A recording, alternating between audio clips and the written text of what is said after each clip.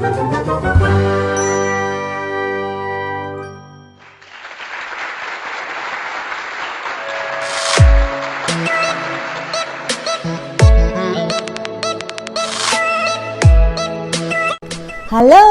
jumpa lagi dengan Oma Ning.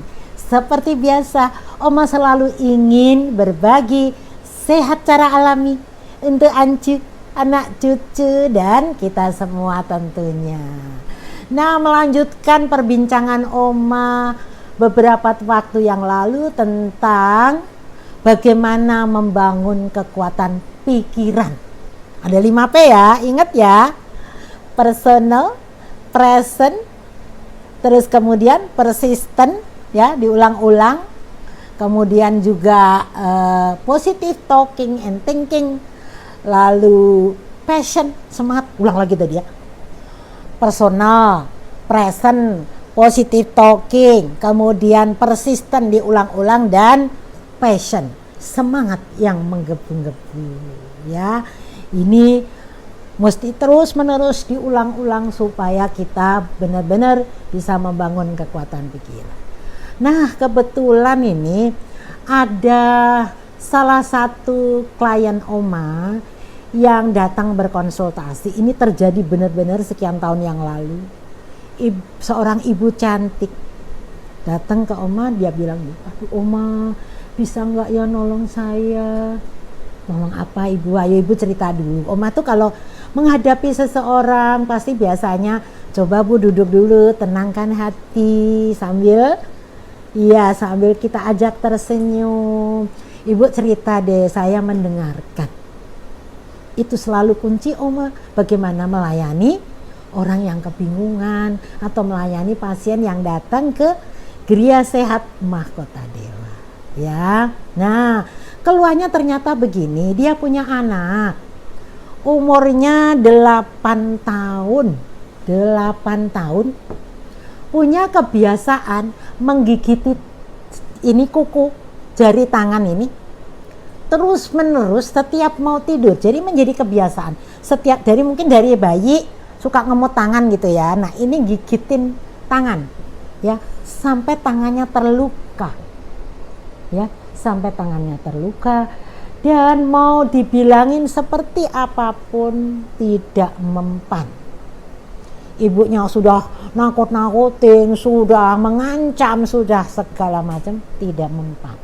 Nah, ini mungkin Ancu yang lain punya masalah kebiasaan buruk yang dilakukan oleh salah satu keluarga kita atau anak cucu kita. Ya. Ada yang kebiasaannya ngompol. Nah, ini nanti berlaku kepada bagaimana mengatasi ngompol. Nah, ini mengatasi bagaimana ini benar-benar terjadi ya. Tangan ini digigitin terus sampai luka. Tidak bisa berhenti. Setiap mau tidur. Nah, ini kan membingungkan banget ya. Nah, selain itu juga ada kebiasaan buruk yang lain yang kadang-kadang orang tua putus asa. Seperti ibu ini juga putus asa. Nah, akhirnya Oma bilang begini Ibu, untuk mengatasi kebiasaan buruk, Ibu tidak bisa mengatakan jangan gigit tangan, nggak bisa begitu. Kata-kata jangan ini nggak berlaku di gelombang otak kita, nggak berlaku. Yang ada malah gigit tangan terus. Gitu. Jadi kalau melarang seseorang atau anak-anak ya jangan pakai kata jangan begini, jangan begitu, tidak boleh begini, tidak boleh begitu, nggak bisa.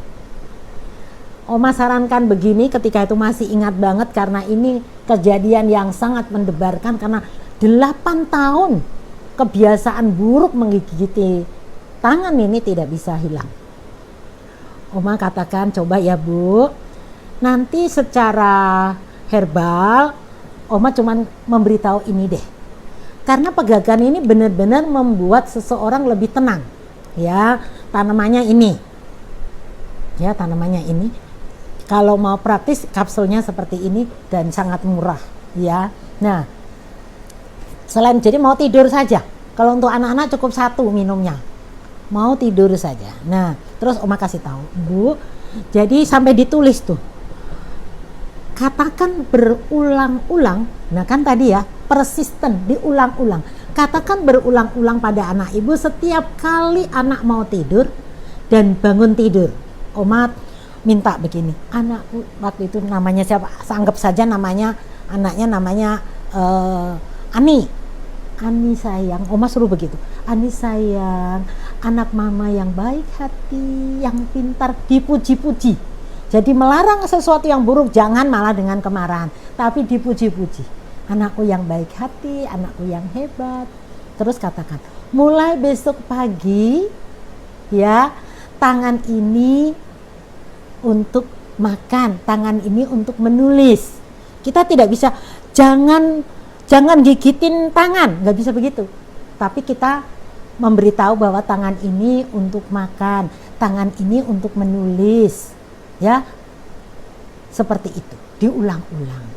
Anakku yang baik hati, mulai besok pagi kamu akan bisa menggunakan tangan untuk makan, menggunakan tangan untuk menulis, ya, dan juga melakukan satu kegiatan lain.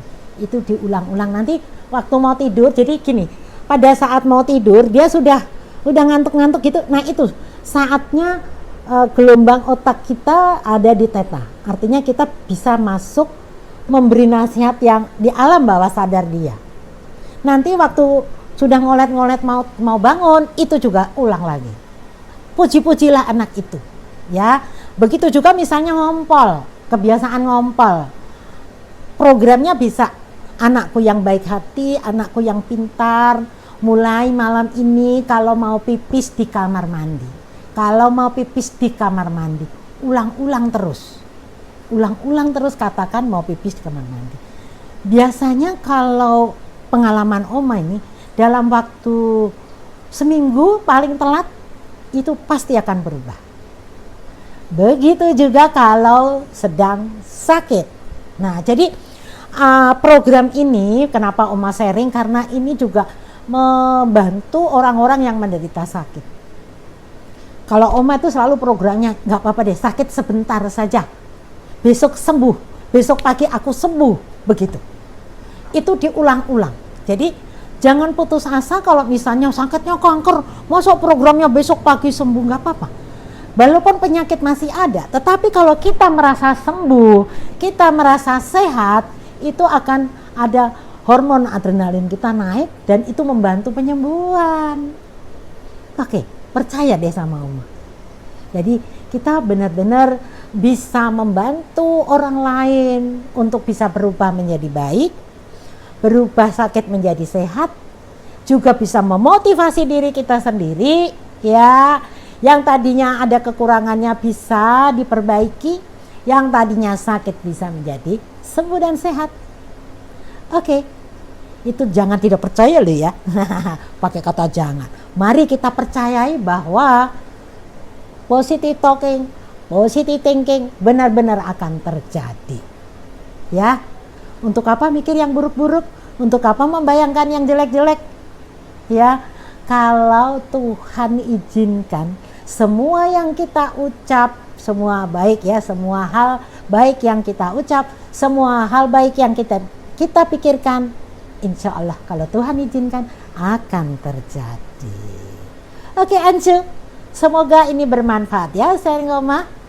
Semua orang bisa sehat.